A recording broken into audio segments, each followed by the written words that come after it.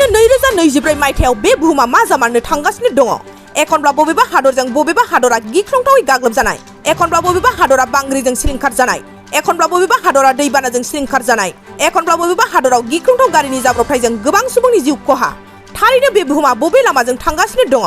ना बाबा बांगानि बुंनाय बाथ्राया थारैनो मोगथाङाव जाफुंमारसिगोन नामा? बेबायदिनो फिन दिनैबो इरान आरो पाकिस्ताननि गेजेराव गिख्रंथाव गिलुबालु दावहा जादों।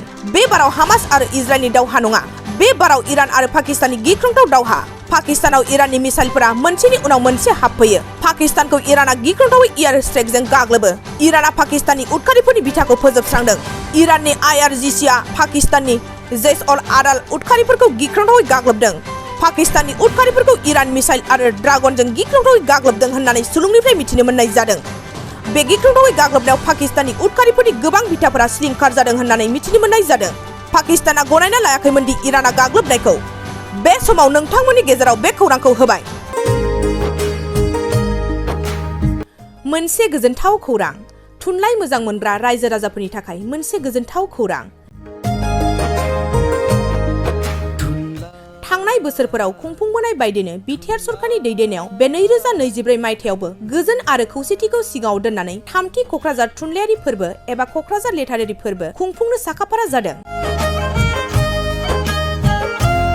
2024 मायथाइनि जानुवारि दाननि 27, 28 आरो 29 जानुवारिसिम सानथामनि मेहेरगोनां हाबाफारिजों गोजोननि नोगोर क'क्राझारनि बड'फा कालचारेल कमप्लेक्सआव थामथि क'क्राझार थुनलाइयारि फोरबोखौ खुंफुंनो साखाफारा जादों।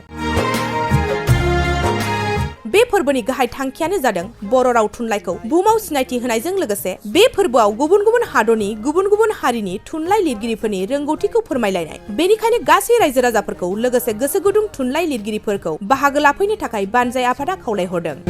सोरजिलु गोसोखौ रंजाहोनो, हारिनि राव थुनलाइ जौगाहोनो, सोरजिलु गोसोखौ रंजाहोनो, गायसननो हारि